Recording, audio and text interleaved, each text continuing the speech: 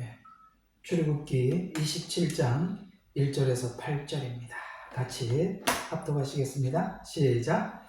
너는 시띠임 나무로 제단을 만들되 길이가 5규빗 너비가 5규빗이며 제단은 네모 반듯하고 그 높이는 3규빗이 되게 하라. 그 네 모퉁이에는 뿔을 만들되 그 뿔들은 같은 데서 나오게 하고 그것을 노수로 입힐지니라. 또 제바지와 부삽과 대야들과 고기와 갈고리와 불바지 판을 만들 때 거기에 있는 모든 기명들을 노수로 만들고 제단에 쓸 그물망은 노수로 만들며 그 망 위에 내 모서리에 놋꼬리 4개를 만들고 너는 그 망을 제단 둘레 밑에 달아 망이 제단 중간까지 이르게 하라. 또 너는 제단을 드는 채들을 만들게 시띠나무로 채들을 만들고 노수로 입힐 것이며 보리에 그 채들을 꿰어 제단을 들 수 있도록 채들이 제단 양면 위에 있게 할지니라. 너는 제단을 널판으로 속이 비게 하되 산에서 너에게 보여준 대로 그들이 그것을 만들지니라. 아멘. 어디서 보여준 대로? 네, 산에서 보여준 대로 그대로 만들어라. 이제 하나님께서 이제 그 시내산에서 율법도 주시고 성막 설계도를 주십니다. 다른 민족이 얻지 못했던 축복을 이스라엘은 누렸죠.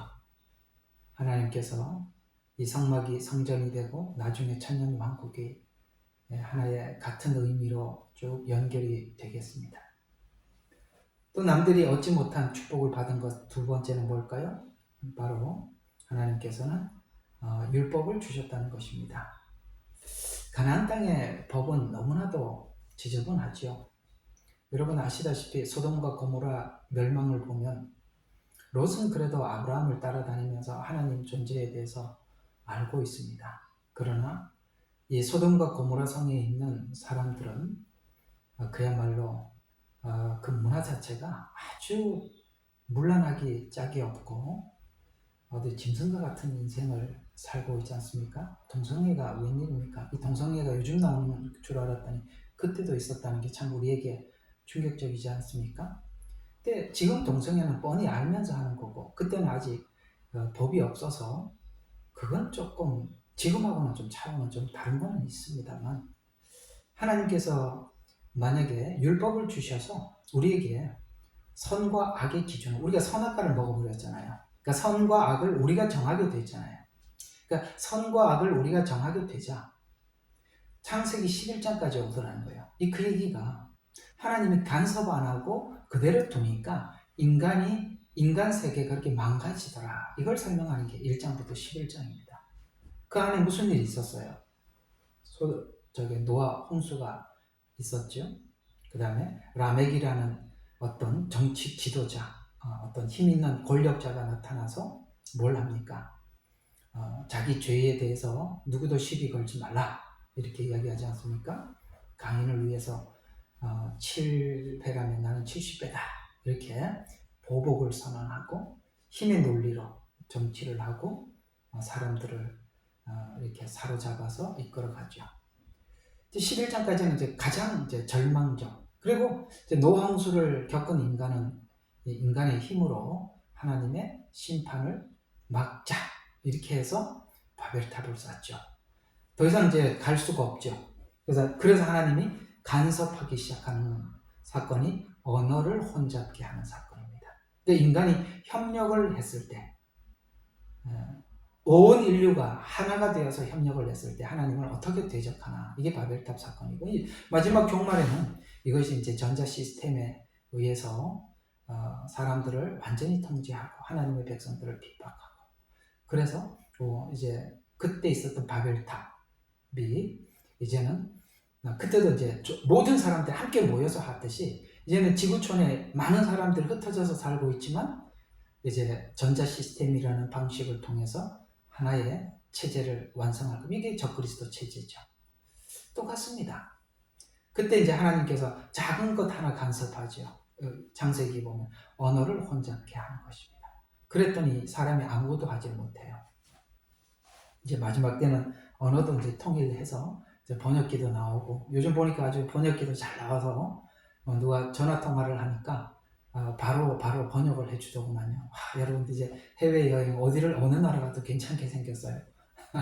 휴대폰 하나만 들고 다니면은 그냥 휴대폰으로 통화를 하니까 휴대폰에서 바로 통역을 해줘요. 참 이런 세상이 왔습니다. 이제 인간의 그 단점들을 어떤 이런 기기를 통해서 보완하겠죠. 이게 이제 11장 이야기입니다. 그래서 12장에는 이제 하나님이 간섭합니다. 그게 아브라함의 등장입니다.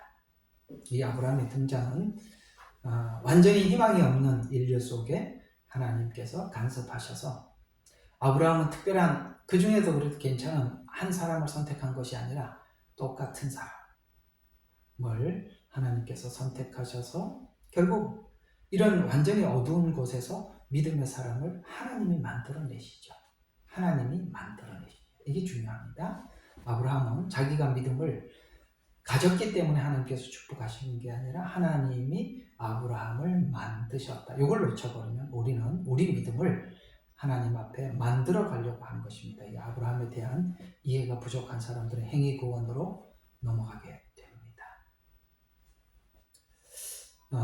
그래서 이제 12장부터 시작된 하나님을 믿음으로 의롭다라는 이야기를 하나님이 하기 시작하죠. 우리는 절대 우리 스스로 의롭게 될 수가 없다라는 것을 뭘로 증명했어요? 바벨탑 사건으로 증명을 했습니다.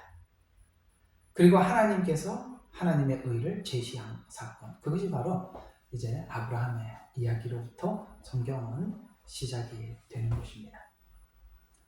오늘 왜 이렇게 번제단 십자가의 이야기를 해야 되는데 왜 이런 이야기를 해 들어가느냐면,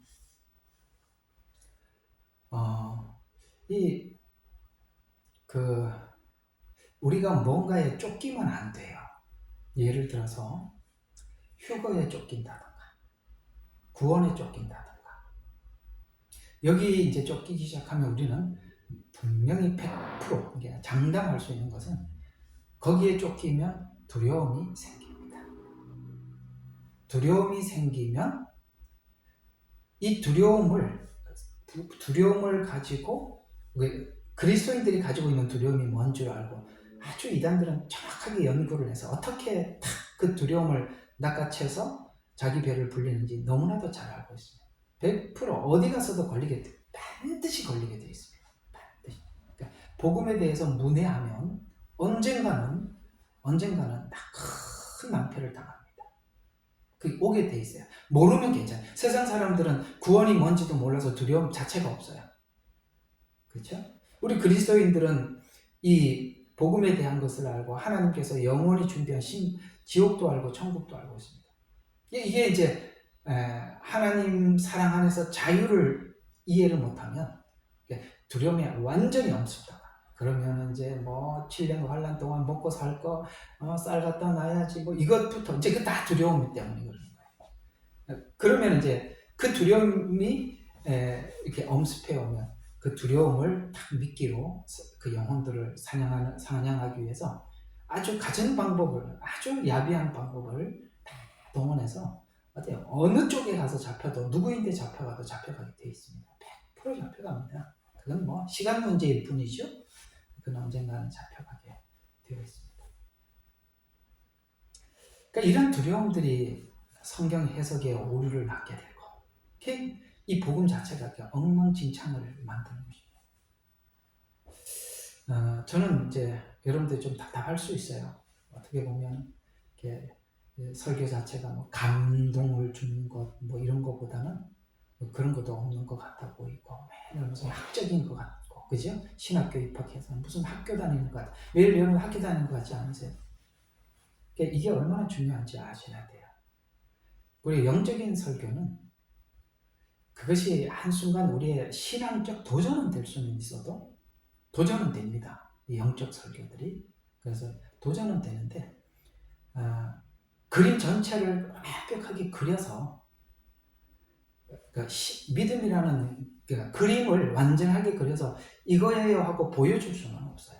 그거는 한쪽에 어떤 감정은 터치는 해도 우리가 믿음에 대한, 성경에 대한 전체 그림을 그리려면은 하나 찾고 공부하고 또 뭡니까? 자료를 찾아보고 이 작업이 굉장히, 여러분 있잖아요. 그 성경 100독, 200독, 300독을 한다고 해서 성경을 정확하게 해석하지 한다는 보장은 전혀 없습니다.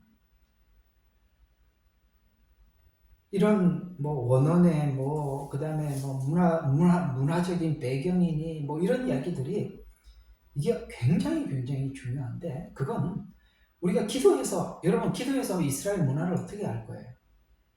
기도를 해서 묵시 문학을 어떻게 풀 거예요? 그러니까 이게 그런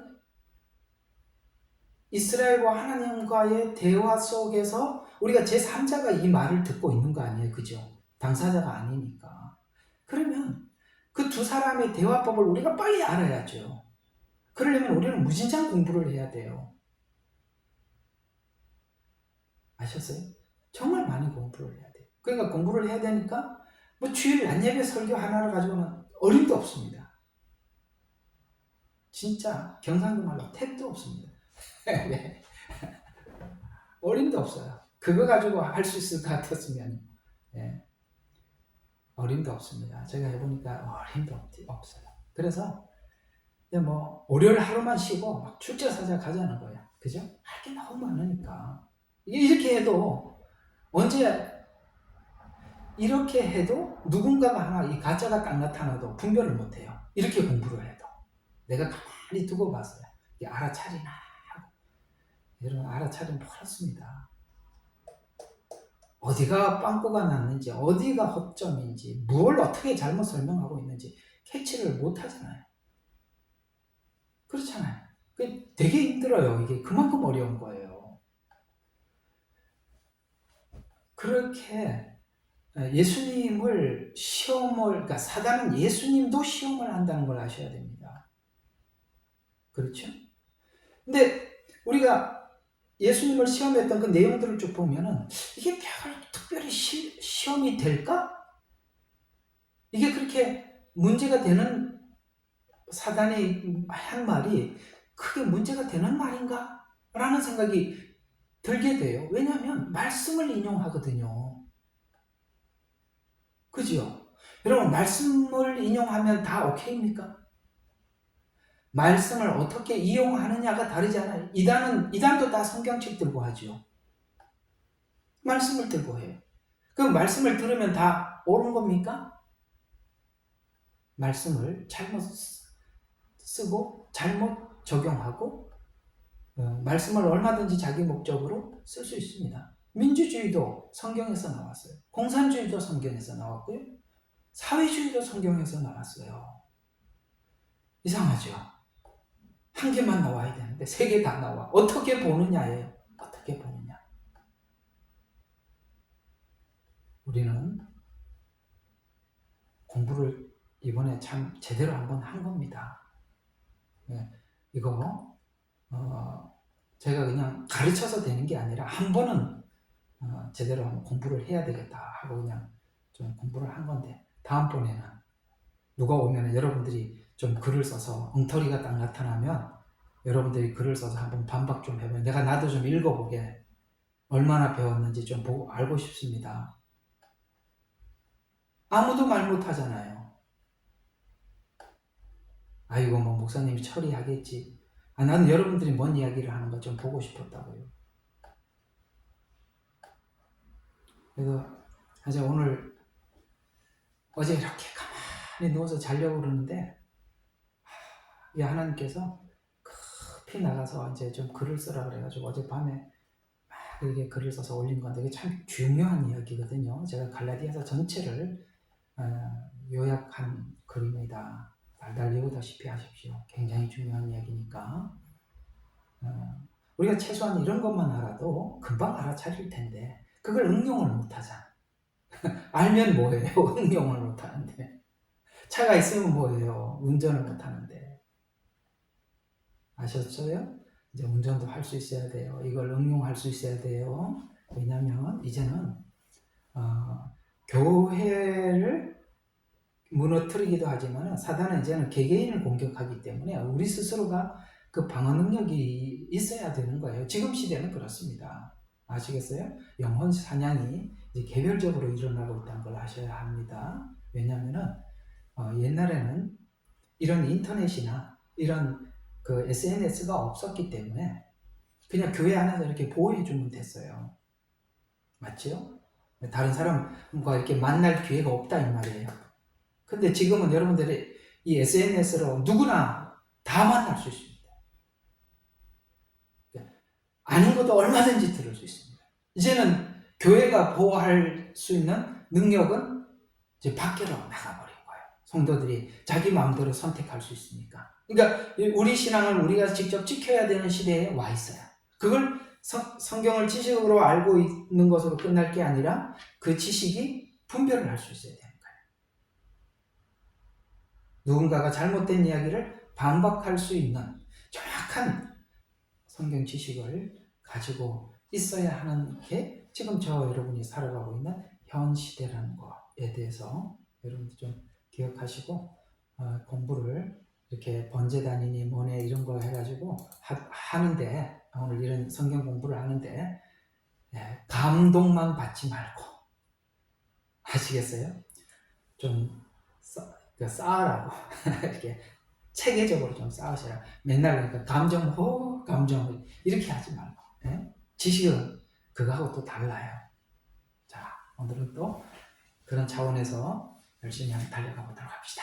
자, 오늘 이제 번제단 두 번째 시간이 되게 두 번째 맞죠? 아마 두 번째 맞는 것 같아요. 자, 번제단은 자 예수님의 능력. 자, 뭐라고요? 번제단은 예수님의 능력을 의미합니다. 자, 우리 저번 주에 했던 왜 능력인지 한번 잠깐 이 그림을 좀 보시면 이거 어디 갔어요? 내가 이 그림은 여기 있네. 그죠?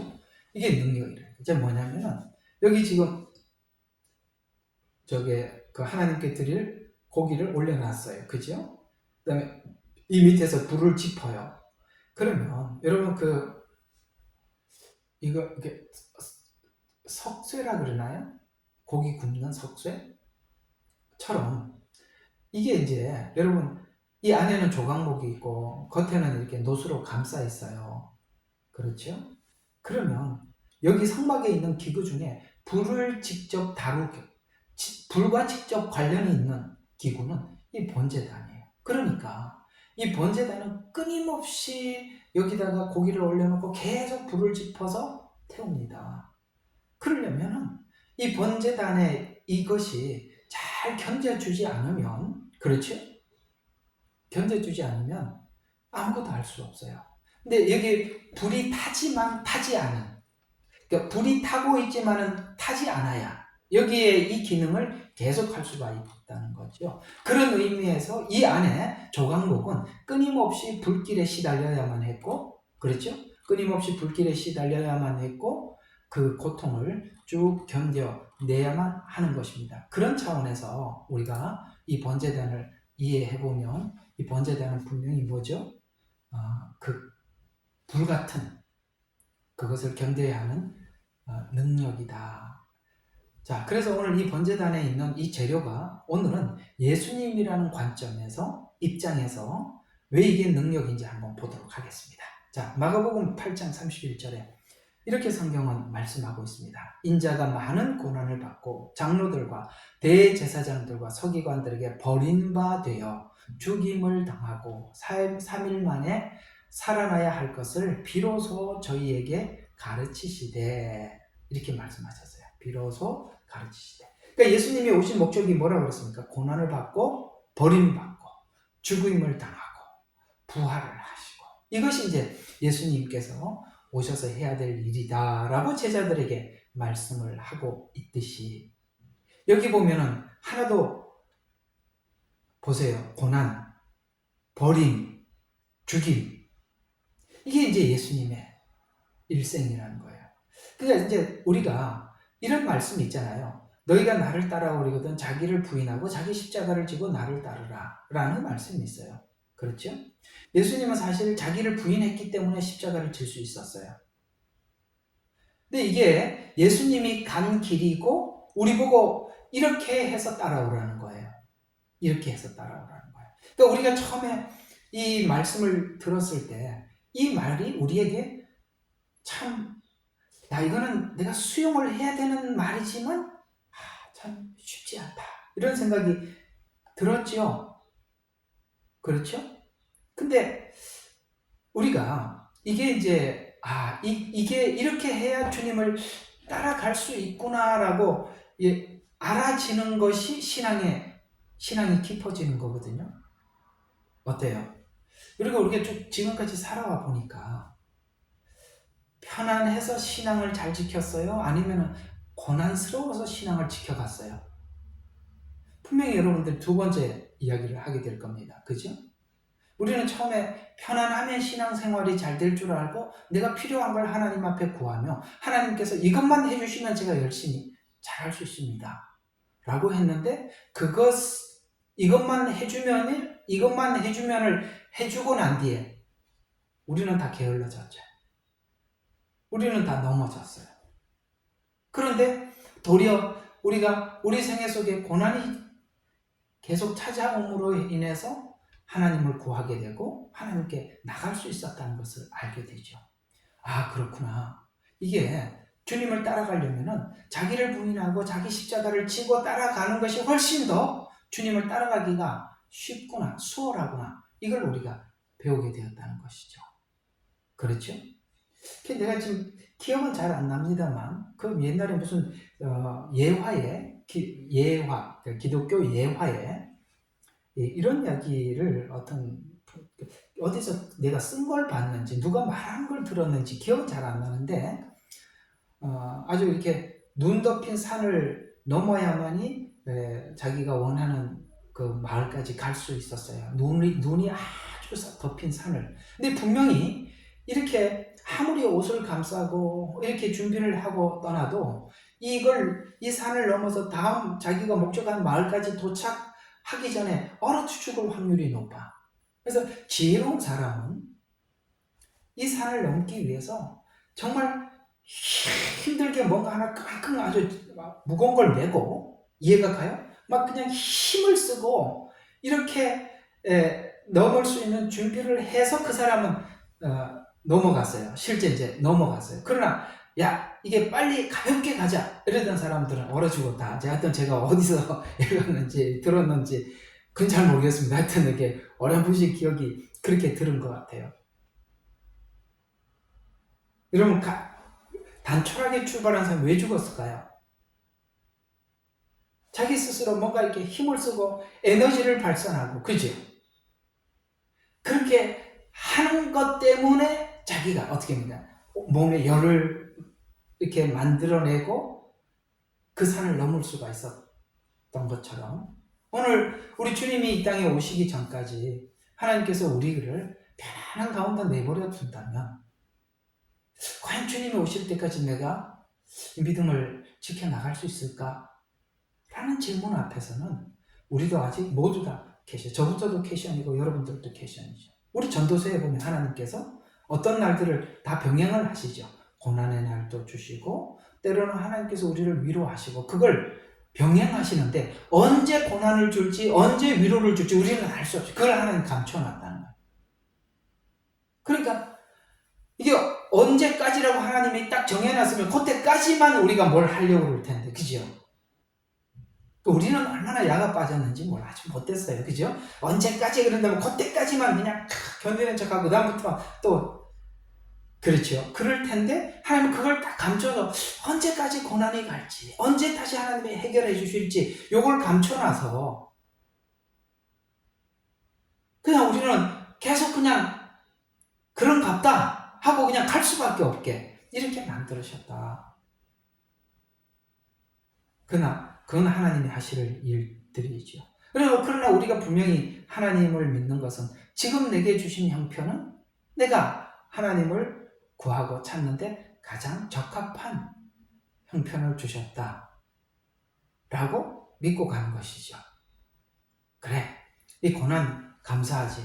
이거 없었더라면 내가 지금 월요일날, 화요일날 성경 공부하러 여기 와 있을까? 글쎄 그것도 퀘션이죠. 답답하니까 많이 오는 걸 거예요.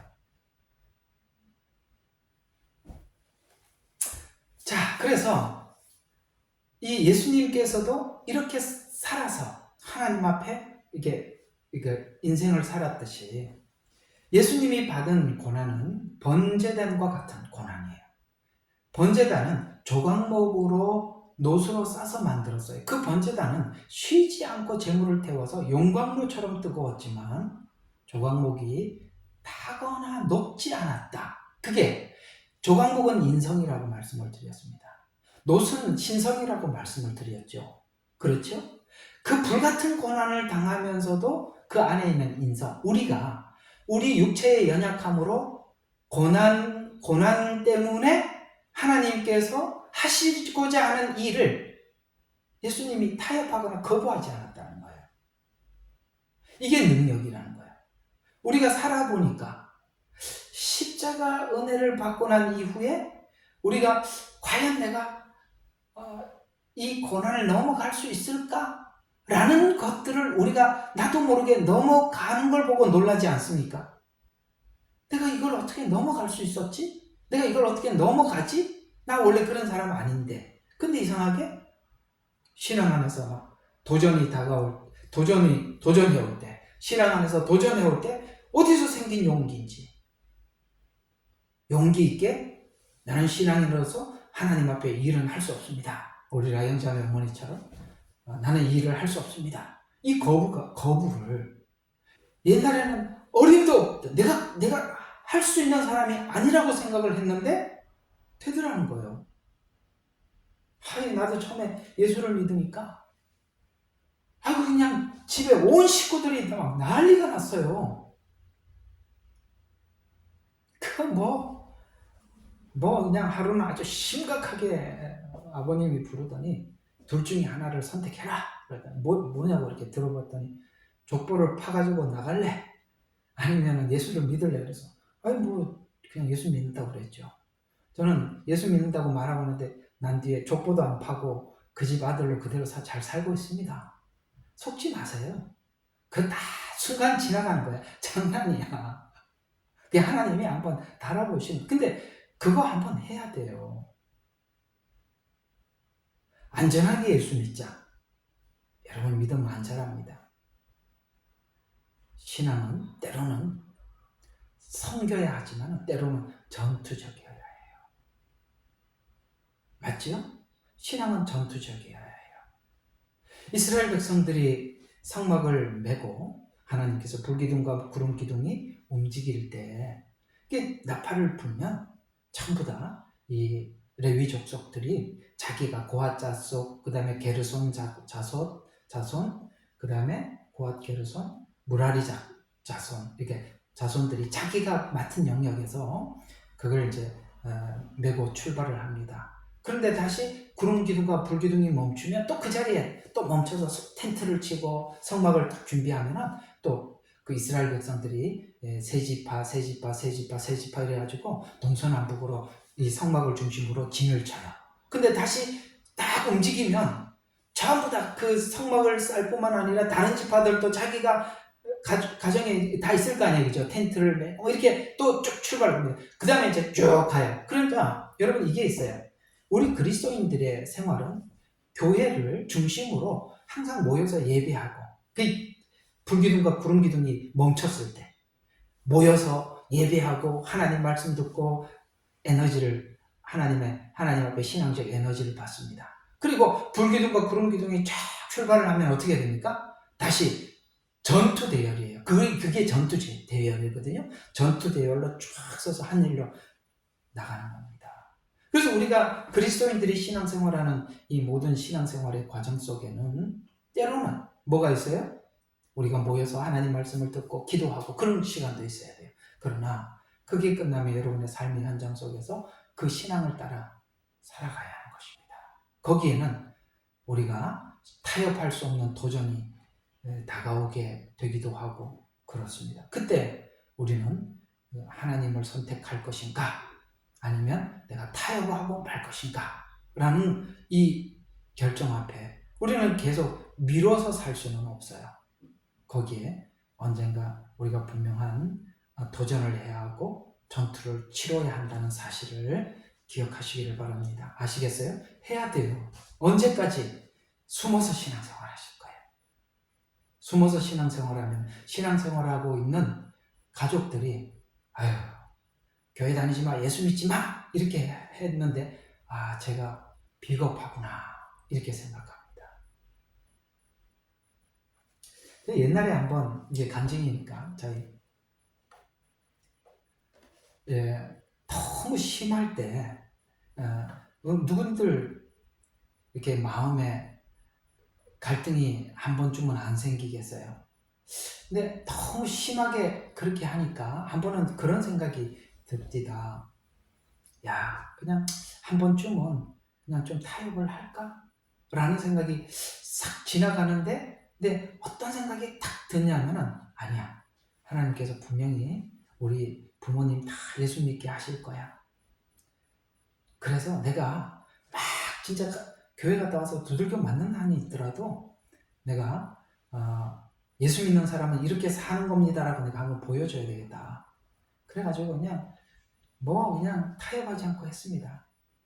근데요, 제가 너무 감사하게 저희 부모님들이요, 저희 어머님도 지금도 이제 막 무릎이 아파 걷지도 못해요. 그런데도 예배는 안 빠지세요. 그래서 왜 예배를 안 빠지시냐 물어봤더니 제 옛날에 제가 신앙생활 하는 걸 봤잖아요. 예수 믿는 사람 저렇게 교회 가는구나. 이게 딱 세팅이 돼가지고 교회 안 가면 큰일 나는 줄 알아요. 전화 걸면 아이고 이게 오늘 교회를 갔다 왔다. 항상 걱정하지 마. 내가 하나님께 가서 오늘 예배도 드리고 하나님께 기도하고 왔다. 그 예배 빠지는 거에 대해서 굳이 사람들인데 예배를 가야 됩니다. 이런 것들을 나중에 가르치려면 이렇게 너도 옛날에 우리가 막 뭐라 그러니까 너 교회 안 나갔잖아. 이렇게 얘기하면 뭐라 그럴 거예요. 그러니까 여러분들이 할 때부터 제대로 보여주라. 신앙은 이런 거라고 아예 나중에 이분들도 교회 나올 거니까 지금부터 교육을 시키라니까. 여러분들이 핍박을 받든 뭘 하든지 간에 바르게 신앙생활을 해놓으면 훗날 여러분들이 전도한 사람들도 그런 줄 알고 신앙생활을 하는 날이 올 겁니다. 아시겠죠? 그래서 여러분들이 또 부모들도 그래요. 자식들에게 막 정말 우리가 이런 사람들 많이 보잖아요.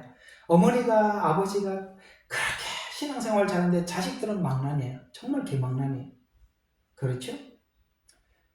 근데 부모님들은 아주 신실해. 근데 얘가 언젠가는 하나님께서 부모님의 기도를 들으시고 하나님이 부르시거든요. 부모님의 기도를 들으시고 부르세요. 근데 그 부모님들이 그렇게 전도를 해도 말을 안 듣고 교회 가자 그래도 예수를 믿으라고 그래도 말을 안 들었더라도 옛날에 부모님이 그렇게 하나님 앞에 신실하게 신앙생활을 했던 그걸 본 대로 그 자식이 주님 앞에 돌아와서 그대로 신앙생활을 하는 거예요.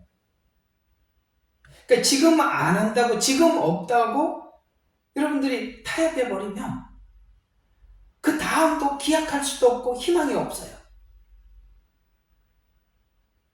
그래서 여러분 모여서는 우리가 함께 나누고 위로해야 되지만 하나님께서 여기서는 타협하지 말아야 되는 곳에서는 여러분의 신앙이 전투적이어야 합니다. 그래서 이 이스라엘 백성들의 성막은 때로는 행진을 하기도 하고 때로는 멈춰서 나누기도 하는 거예요.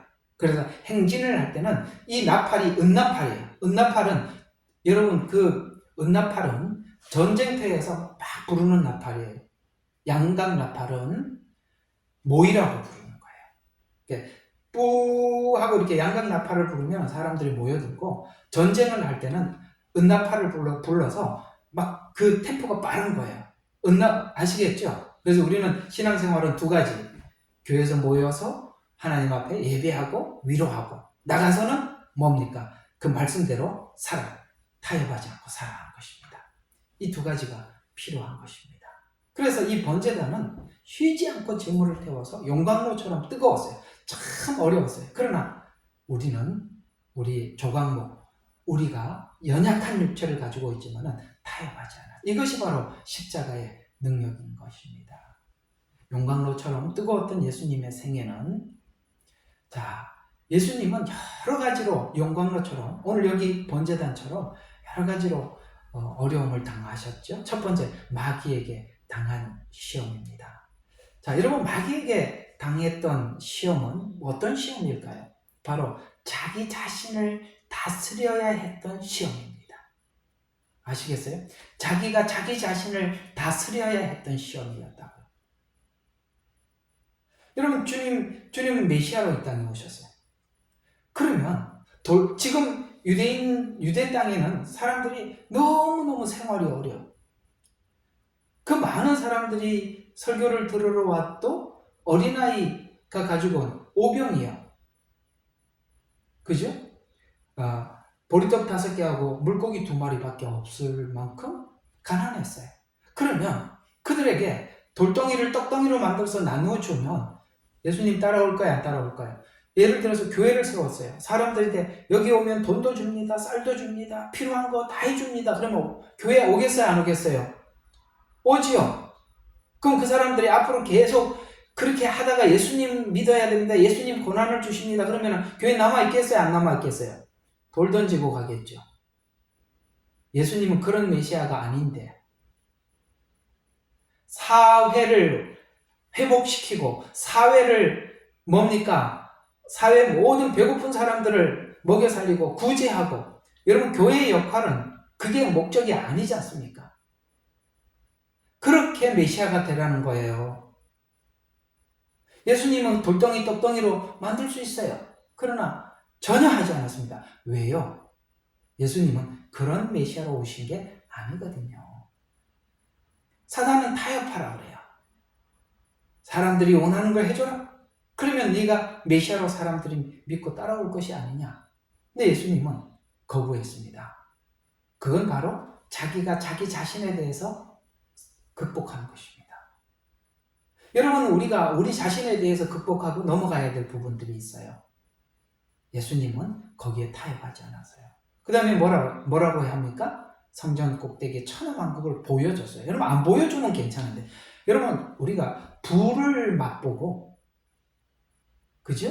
권력을 맛보고 난 이후에 그걸 내려놔라. 그게 쉬운 게 아니거든요. 그 성전 꼭대기에서 다 보여주고, 한 번만, 여기서 꼭대기에서 뛰어내려라. 그렇죠? 그러면, 여러분, 그러면 천사들이 그 발을 붙들어서, 그렇죠? 다치지 않게 할 것이다. 라고 그렇게 얘기를 했어요. 이건 뭡니까? 영웅심을 부추기는 거예요. 만약에 예수님이 오셔서 큰 높은 꼭대기에서 뛰어내렸는데 사뿐히 탁 착지를 했어요. 사람들이 보니까 뭔가 끝부분에 가서 탁 누군가가 받아준 것 같아.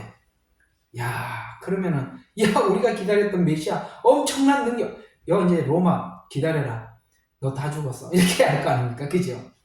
우리는 세계 정복을 눈앞에 두고 천년왕국이 눈앞에 왔다. 이렇게 생각할 거 아닙니까?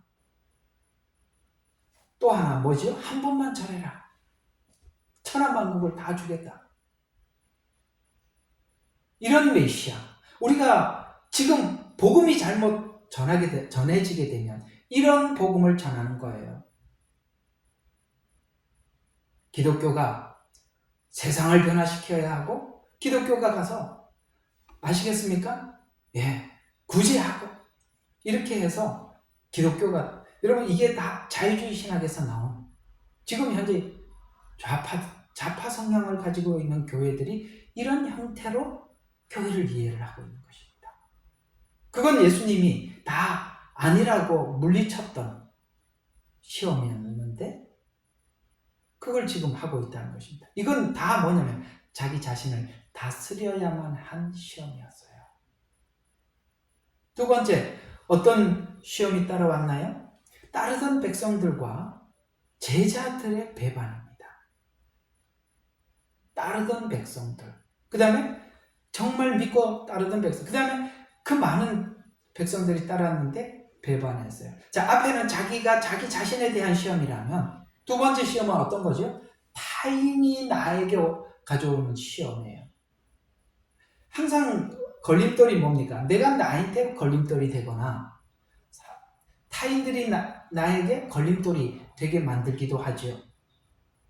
그래서 우리가 자기를 따르던 가까운 사람들의 그 배반에 대해서 우리가 그것 때문에 우리가 괴로워하고 아파하고 있다면 우리는 사람들의 시선 때문에 신앙을 하고 있는 것일 겁니다.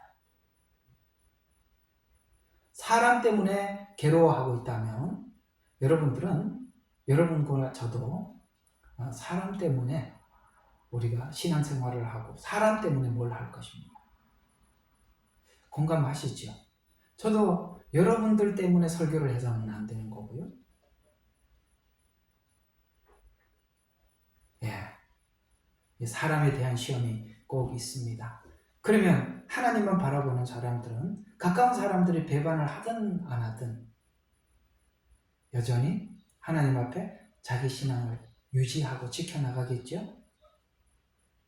그래서 첫 번째 자기가 자기를 당한 시험, 그 다음에 타인이 나를 향한 시험. 그래서 예수님은 이 시험을 정말 고통스럽게 당하시죠. 그래서 대중에게 버림을 받은, 요거는 좀 한번 보도록 하겠습니다. 누가복음 23장이에요. 누가복음 23장. 자, 얼마나 큰 어려움을 당했는지. 정말 이건 여러분 신앙생활에 이 시험이 있다는 걸 알고 사셔야 돼요. 예. 사람들이 여러분들을 비난할 수도 있고 여러분들이 그렇게 애를 썼던 사람들이 돌아설 수도 있어요. 거기 그 시험이 있더라고요. 자, 누가복음 23장 20절부터 봅시다. 성경은 이렇게 이 부분을 이야기합니다. 그러므로 빌라도는 예수를 놓아줄 의향으로 그들에게 다시 말하였으나, 여기 보면 세 번이나 말을 했어요. 그들이 소리질러 말하기를 그를 십자가에 못 박으소서, 그를 십자가에 못 박으소서. 조금 전에 호산나 했던 사람들이잖아요. 다윗의 자손으로 오시는 우리가 메시아가 왔다고 그렇게 좋아했어요. 근데 십자가에 못 박으래. 야, 이럴 수 있나? 네, 이럴 수 있답니다. 자, 그래도 빌라도가 세 번째 그들에게 말하기를 도대체 그가 무슨 악을 행하였느냐? 나는 그에게 사형에 처할 만한 죄를 찾지 못하였으니 매질한 후 놓아주겠노라. 그래도 너희들은 좀 만족시키려면 그래도 매질이라도 하고 놓아줄게. 나는 그 사람에게 이게 무교절이라고 했죠. 절기했잖아요. 6월절. 그게 이제 예수님께서 제자들과 함께 떡과 포도주를 나눴다. 근데 이제 그분이 무교절, 죄 없다는 거예요. 죄 없다는 것을 두 개에서 증명을 했어요. 하나는 밤중에다 예수님을 세워놓고 이를 어떻게 심판할 것인지 그 죄를 만들자. 한번 내놔봐라. 그 뭐죠? 죄 없는 사람이니까 죄를 만들어서 뒤집어 씌우기 위해서요. 예수님은 죄 없다는 것을 종교재판, 이스라엘의 종교재판에서 인정을 했고 정치재판, 여기 빌라도 앞에 서서도 빌라도가 분명히 이야기를 해요. 야, 나는 아무리 봐도 그 사람에게 죄를 찾지 못하게 매질 한번 놓아주게. 아시겠어요? 이게 바로 예수님이 죄 없으신 분이라는 것에 대한 증명을 하는 것입니다. 그러나 그들이 큰 목소리로 재촉하여 십자가에 처형하라고 요구하니라 백성과 선임 제사장들의 목소리가 우세하더라. 이걸 우리가 넘어가야 되거든요. 그러자 빌라도가 그들의 요구대로 하도록 판결을 내리더라. 그리하여 그는 사람들의 요구한 대로 난동과 살인으로 인하여 감옥에 갇힌 그 자를 그들에게 내어주고 예수를 그들의 의도대로 하라고 넘겨주더라. 그리고 그들이 줄을 끌고 갈 때에 시골에서 돌아오는 구레네인 시몬을 붙들어 그에게 십자가를 지우고 예수 뒤에서 그것을 지고 가게 하더라. 여러분, 우리가 살면서 정말 내가 믿었던 사람들과 이렇게 돌아서는 어떻게 제가 나인데 이럴 수가 있나 라는 일을 우리가 겪을 수 있어요. 겪어 보셨나요? 네. 그 젊은 사람들은 안 겪어 볼 수 있어요. 살다 보면은 겪게 되더라고요. 네. 근데 그때 우리가 어떤 생각이 번쩍 들어야 되느냐면, 내가 사람 때문에 이렇게 무너질 정도의 연약한 신앙이었나? 이런 생각을 해야 되는 거예요. 내가 그게 이제 사람을 보고 신앙생활을 한 만큼 아주 크게 무너질 수 있고, 사람을 안 본 사람은 그것이 별 문제가 아닐 수도 있어요. 그래서 대중에게 버림을 받아. 근데 여러분 있잖아요. 사단은 이렇게 자기가 자기를 이겼어요. 그다음에 사람은 이겼어요. 근데 우리가 마지막 희망이 하나 있죠. 어떤 희망이 있을까요? 하나님만 알아주면 되죠. 근데 예수님은 그것도 하나님이 하시더라는 거예요. 그게 마태복음 27장입니다. 봅시다. 와, 야, 우리는 나도 넘어가고 사람도 넘어가는데, 그래도 하나님 한 분만 보고 가는데 하나님도 그렇다는 거야. 이게 27장 46절입니다. 봅시다. 제9시경에 예수께서 큰 음성으로 소리질러 말씀하기를 엘리 엘리 라마 사박다니 하시니 이는 나의 하나님 어찌하여 나를 버리시나이까 라는 말이라. 누구한테 버림받은 느낌? 하나님께 버림받은 느낌. 있잖아요. 우리가 이 두 가지는 그러니까 갔다고 합시다. 하나님만 바라고. 근데 하나님도 그러시더라. 이러면 여러분 어떻게 하시겠어요? 여러분 욥기 내내 하나님이 욥을 버리셨던 것, 그러니까 버리신 것 같은 느낌의 욥은 너무나도 하나님 앞에 처절하게 외쳤어요. 그렇죠? 또 여러분 그 유명한 열왕기상 18장인가요? 엘리야 이야기 아시죠? 엘리야가 로뎀나무 아래서 죽기를 구하여 가로되 뭐라고 이야기합니까? 하나님 내 생명을 취하소서. 이게 말이 안 되는 게 살려고 도망을 왔는데 죽여달래. 아니 그게 뭐죠? 살려고 도망왔는데 죽여달라. 그게 이제 이런 이야기가 되겠죠. 난 살고 싶지 않아. 그러나 저 사람들한테는 죽고 싶지는 않아. 뭐 이런 이야기인가? 죽여주십시오. 이렇게 로뎀나무 아래에서 기진맥진해서 그럴 때 하나님 앞에 엘리야가 했던 말 아십니까? 하나님 나만 남았습니다. 나만 남았습니다. 얼마나 외롭습니까? 그러니 죽여주세요. 이렇게 이제 하나님 앞에 외치게 되었습니다. 여러분 신앙생활 하면서 그런 시간을 보낸 적이 있을 거예요. 그렇죠? 하나님 한 분만 믿고 살아왔는데 하나님만 알아주면 되는데 하나님도 내 사정 형편을 전혀 관심이 없어 보여. 그런 날들이 있더라고요. 아주 슬펐어요. 근데 그 시간이 우리한테 참 필요했던 거예요. 그게 뭐냐면 이런 거죠.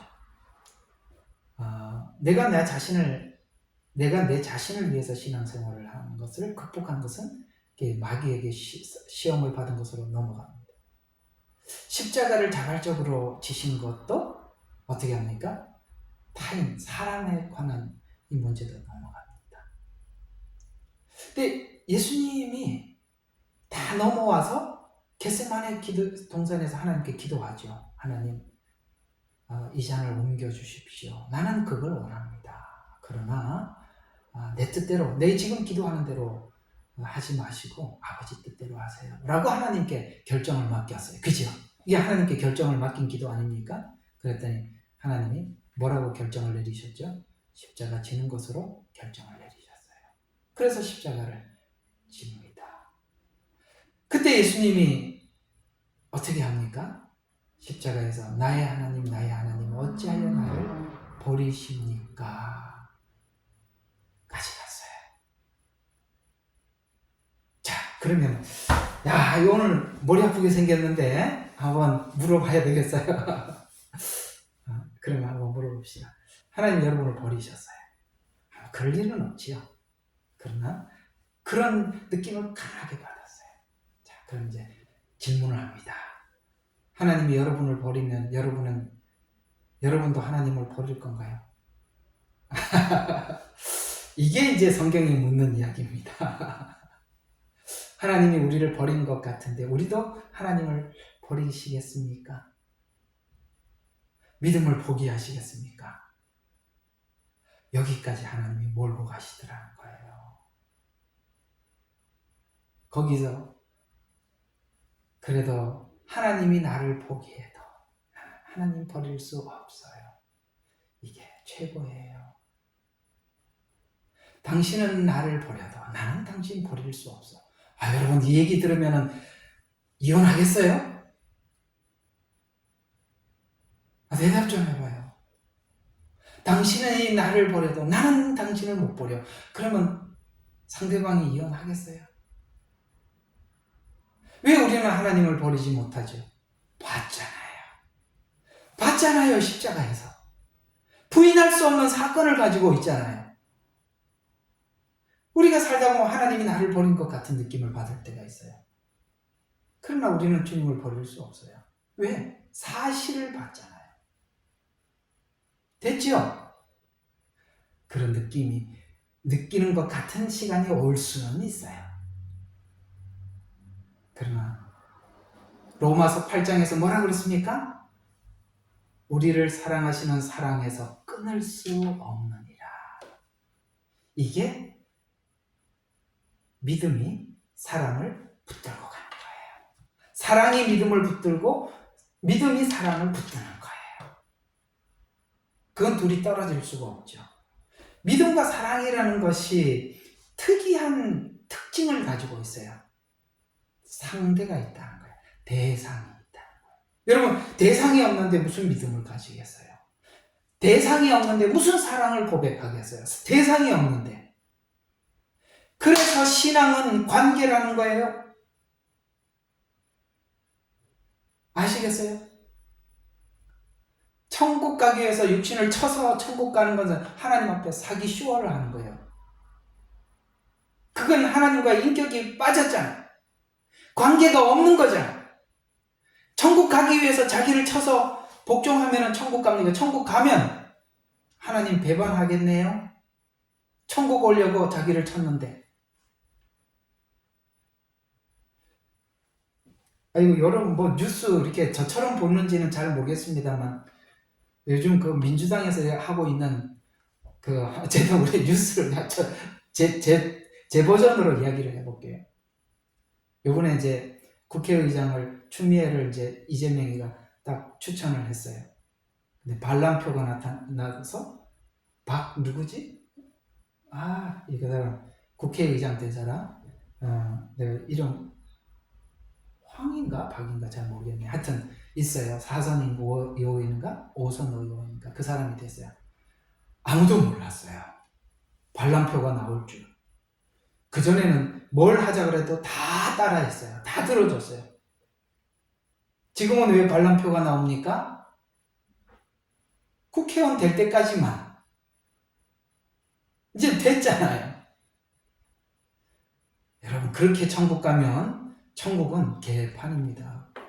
이게 개판이라는 말 이렇게 해야 빨리 이해가 될 것 같아요. 천국 가기 위해서 자기를 타서 복종했어요. 거기서부터는 방종입니다. 자기 멋대로 살걸요. 이런 회개몽칙한 구원이 어디 있습니까? 관계도 아니고 인격도 아니고 믿음이라는 말도 거짓이잖아요. 믿음은 대상이 있어야 돼요.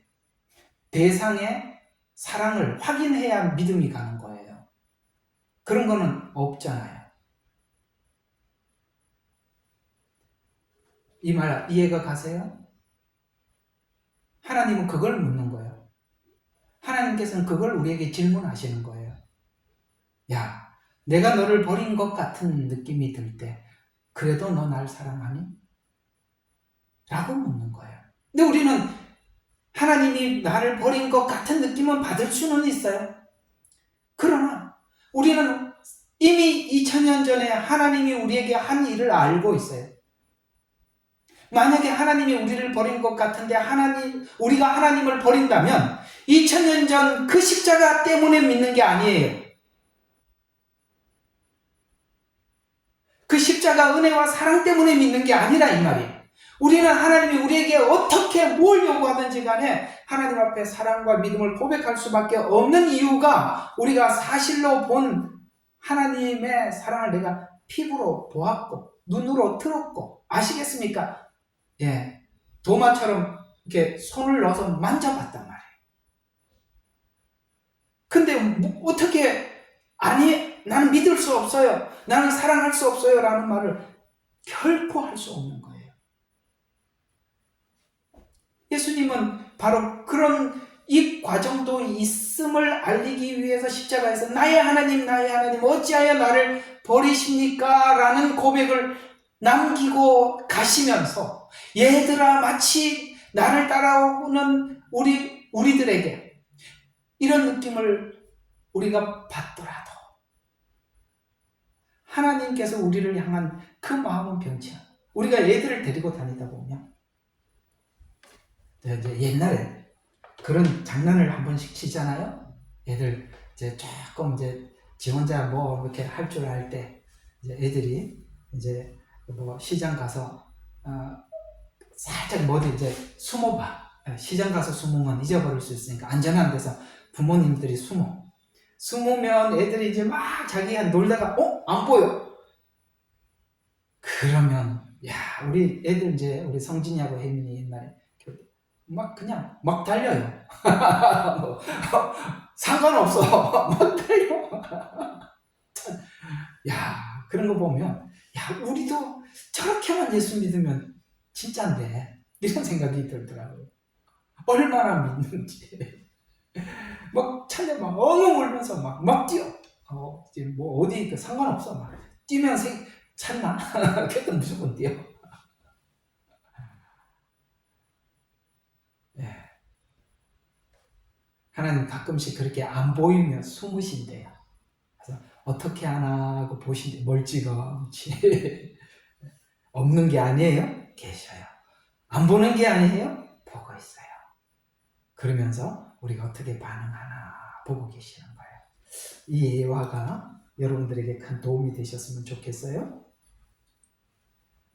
자, 이렇게 예수님은 하나님께 버림받은 듯한 외로움, 그리고 죽기까지 어떻게 했습니까? 순종하는 생애였습니다. 그렇죠? 죽기까지. 순종하는 생애였지만, 결국 하나님께서 목적하신 것을 이루어드렸어요. 그렇게 많은 시험을 찾아왔어요. 자기에게, 사람에게, 하나님으로부터 오는 시험. 이 모든 것을 찾아왔지만 예수님은 끝까지 하나님을 믿고 순종함으로써 뭘 하셨습니까? 빌립보서에 보니까 하나님께서 그를 지극히 높여 하나님 우편 보좌에 앉게 하시고 만물을 그 발 아래 무릎 앞에 꿇게 하시고 이렇게 나오시는 거예요. 그래서 하나님을 향한 사랑과 우리들을 향한 사랑이 모든 고난을 극복하게 합니다. 사랑이 고난을 극복하게 하는 거예요. 사랑이 모든 걸 극복하게 하는 거예요. 자, 그 다음 번제단은 구원을 의미합니다. 자, 번제단 상단 부분에 4개의 뿔이 있어요. 우리 봤죠? 이게 뿔이 이렇게 4군데 나와요. 근데 이게 이제 뿔은 능력, 구원 이런 걸 상징하거든요. 근데 이게 이 뿔에 대한 성경의 이야기가 있어요. 열왕기상 1장 51절을 보니까 아도니아가 반역을 했어요. 솔로몬에게 이렇게 반역을 했어요. 그런데 그 반역이 들통이 나자 그가 빨리 제단에 들어가서 뿔을 붙잡아 버린 거예요. 그래서 제단 뿔을 붙잡고 맹세.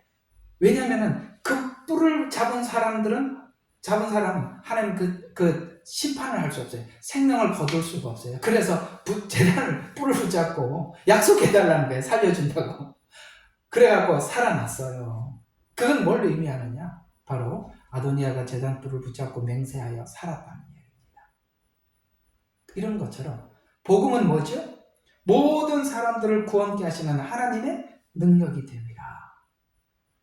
이렇게 말씀하고 있어요. 그래서 이 복음이라는 말이 뉴스예요. 뉴스, 소식. 자, 그래서 이게 어떤 소식이냐? 기쁜 소식, 아름다운 소식, 복된 소식, 하나 더, 심판의 소식이에요. 이건 이 소식을 듣는 사람들 어떻게 반응하느냐에 따라서 각자의 문제지만, 그러나 이 소식은 분명히 아름답고 복되고 기쁜 소식이에요. 그러나 불신자들에게는 심판의 소식이에요. 그래서 이 뉴스라는 말이 N-E-S-N 이렇게 하고 뉴스라는 말인데, 이건 복음이라는 이야기입니다. 기쁜 소식. 그래서 네 개의 뿔은 복음을 의미하고, 복음은 생명의 소식이다. 아도니아가 뿔을 잡고 살았던 것처럼 생명의 소식이다. 자, 번제단의 뿔이 의미하는 것은, 원래 이 뿔이라는 말은 원어로 카렌이라는 말로 권력과 힘의 상징으로 사용되는데, 자, 이게 이제 누가복음 1장 69절에 보면 엘리사벳이 침례 요한 출생을 보고 이렇게 지었던 찬양시에 보면 이렇게 이제 쭉 찬양시가 이렇게 나옵니다. 누가복음 한번 가서 빨리 한번 읽어봅시다. 누가복음 1장 69절. 자, 한번 봅시다. 1장 69절부터. 자, 또 자기 종 다윗의 집에 우리를 위하여 구원의 뿔을 일으켜. 저기 뿔이라고 나오죠. 그래서 이 뿔이라고 나온 겁니다. 이 뿔이라는 말이 나올 때 여기 번제단의 뿔, 이걸 생각하고 이것이 광채, 영광, 권세, 이런 의미를 가지고 있어요. 그래서 구원의 뿔을 일으키셨습니다. 주께서 세상이 시작되면서부터 있었던 자기의 거룩한 선지자들의 입을 통하여 말씀하신, 이거 예언이죠. 우리의 원수와 우리를 미워하는 모든 자의 손에서 우리를 구원하십니다. 어떤 능력? 우리를 미워하는 자와 우리를 미워하는 모든 자의 손에서 구원하는 능력, 뿔. 그래서 앞에 뿔이라고 표현하고 있는 겁니다. 그러니까 이게 이 유대인들이 쓰는 그 문학적 기법을 알고 있어야 돼요. 왜 이 뿔이라는 말을 썼느냐? 근데 그 뿔과 연관된 찬양을 계속 이어가고 있단 말이에요. 왜 그게 뿔이냐? 원수의 손에서 우리를 구원하시려 합니다. 그러면서 예수님의 출생이 그렇다는 거예요. 우리 조상에게 약속하신 자비를 행하시며 그의 거룩한 언약을 기억하셨으니 우리 아버지 아브라함에게 하신 맹세로 우리에게 주시겠다고 하신 것이라. 이는 우리를 우리 원수의 손에서 구해내시어 두려움 없이 주를 섬기기를 우리들의 전생애를 통해서 그분 앞에 거룩함과 의로움으로 되게 하시니라. 너 아기야, 너는 가장 높은 분의 선지자라 불리리니 이는 내가 주 앞에 서서 주의 길들을 예비할 것이며 또 주의 백성에게 그의 죄들을 용서하고 구원의 지식을 굽니다. 우리 하나님의 온유하신 자, 이게 이제 지금 예수님이 오시면 그렇게 할 거예요. 근데 예수님이 오심을 소개해야 될 이분이 예수님입니다 라고 그걸 소개해야 될 사람이 있죠? 누구죠? 침례 요한이에요.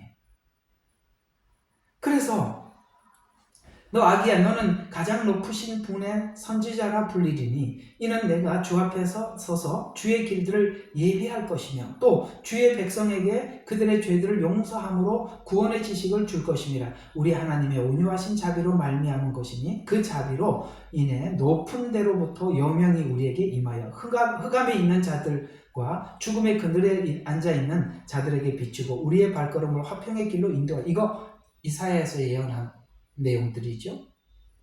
그래서 그 아기는 자라서 영안에서 강건해지고 그가 이스라엘 앞에 나타나는 날까지 광야에서 지내더라. 누가? 침례 요한이.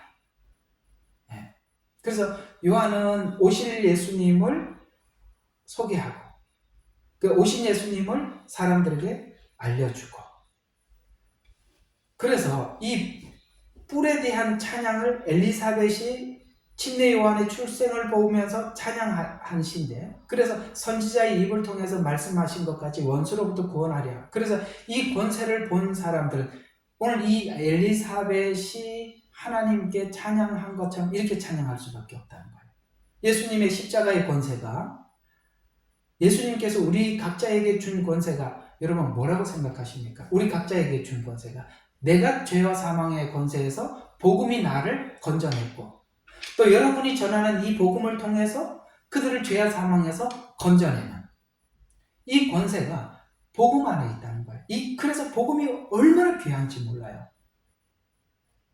그러니까 이 교회에서 하나님께서 주신 기회, 이 설교라는 기회를 통해서 이 복음을 전할 수 있는 정말 놀랍고 귀한 시간을 우리에게 허락해 주신 거고, 여러분이 직장에서 만나고 또 여러분들이 아는 사람들을 만났을 때 그들에게 이 말씀을 전할 수 있는 이 권세 있는 복음을 저와 여러분에게 주셨는데, 우리가 그 말을 전함으로써 그가 사망에서 생명으로 구원을 얻게 되는 거예요. 그러니까 우리가 가지고 있는 이 복음이라는 것이 세상에 어떤 것보다 귀하고 가치가 있어요. 그렇죠? 어쩌면 우리는 이런 생각을 할 겁니다. 창세기에 하나님께서 말씀으로 우주 만물을 창조하죠. 참 말씀이 위대하구나, 이런 생각이 들지 않으세요? 말씀으로 이 우주 만물이 만들어졌다니, 이런 생각을 하잖아요. 사실은 창세기에 말씀하신 창조의 말씀보다 우리가 지금 가지고 있는 이 복음의 능력이 더 큰 거거든요. 왜요? 하나님은 이렇게 말씀하시죠.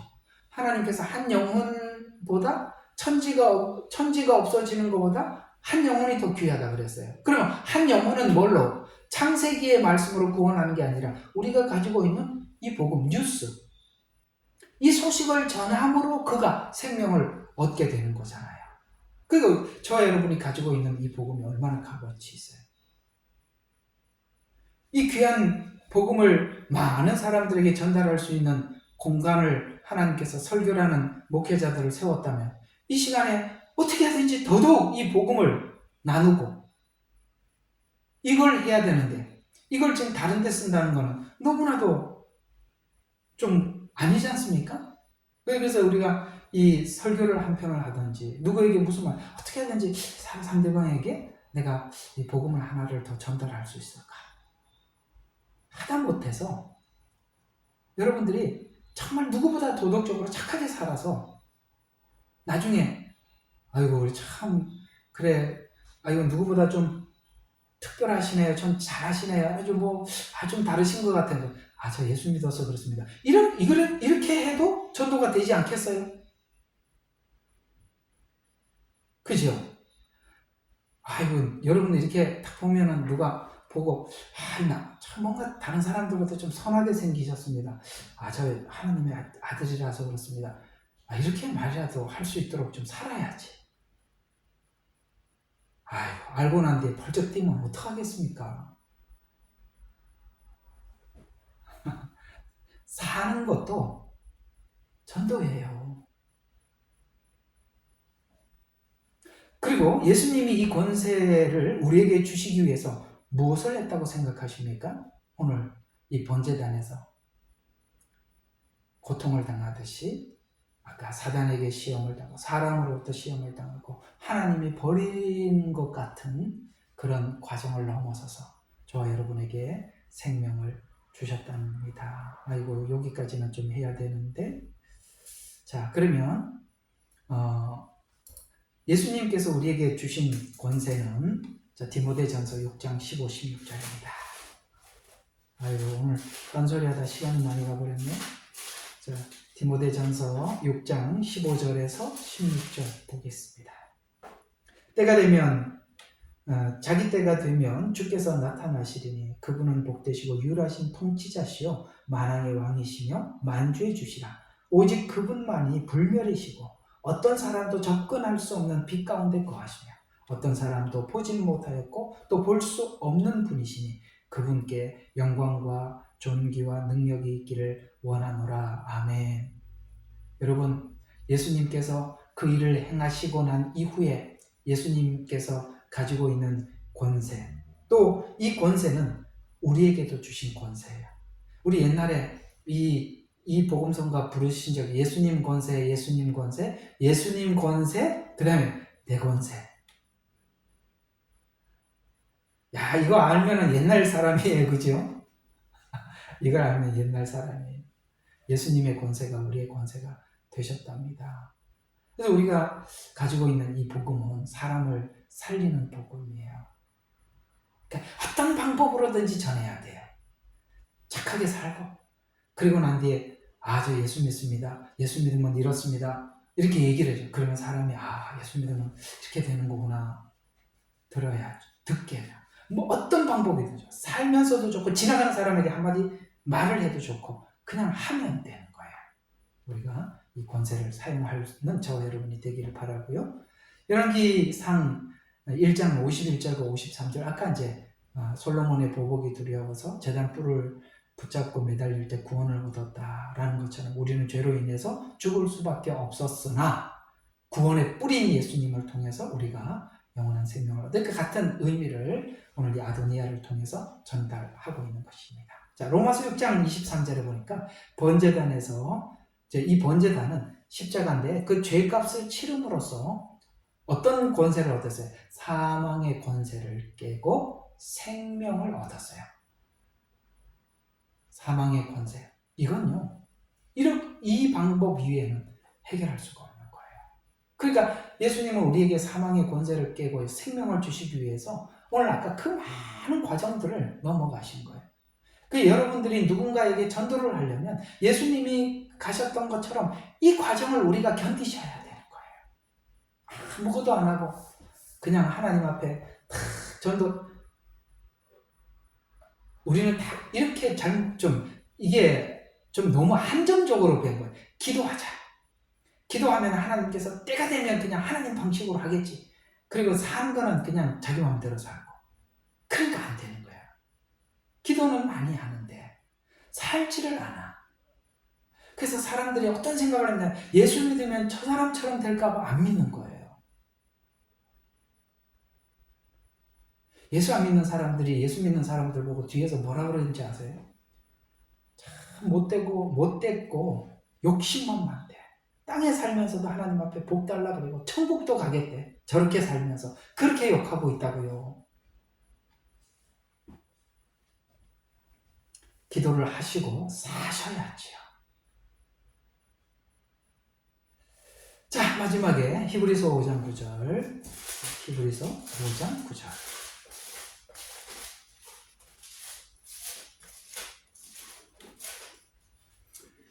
자, 5장 9절입니다. 자, 온전하게, 그가 아들이면서도 고난 받는 일들로 순종을 배워서 온전하게 되심으로 자기에게 순종하는 모든 사람에게 구원의 근원이 되시고. 아멘. 자, 우리가 이제 이 내용을 얼핏 오해를 하면 어떤 생각을 하느냐면 예수님은 뭔가 좀 순종하는데 모자람이 있어서 이게 하나님 앞에 그 모자란 것을 배워서 하나님께서 채워주셨구나 이렇게 생각하게 하거든요. 근데 그 말이 아니라 오늘 5장 9절에 이 이야기입니다. 자, 쉽게 말해서 이제 7절부터 하면 그는 육체로 계시는 날 동안 예수님은 하나님이신데 육체를 가지고 있다라는 말은 이렇게 얘기하는 거예요. 저와 여러분도 뭐 가지고 있어요? 육체를 가지고 있어요. 그러니까 육체를 가지고 있다면 예수님도 우리가 육체를 가지고 사람들이 겪는 고뇌, 고민 이런 것들도 하나님 수준이기 때문에 우리하고 다르겠지가 아니라 이 말이에요. 육체를 가지고 있었기 때문에 우리와 같이 이런 이야기가 되는 거예요. 그러니까 예수님은 하나님으로서 그걸 시험을 넘어간 게 아니라 육체를 가지고 계셔서 넘어감으로 인해서 우리를 구원했다라는 것은 우리 하나님 쪽에서 아멘 할 일이지만 육체를 가지고 예수를 믿는 우리들에게, 잘 들어요, 본이 되기 위해 이런 이야기가 되는 것입니다.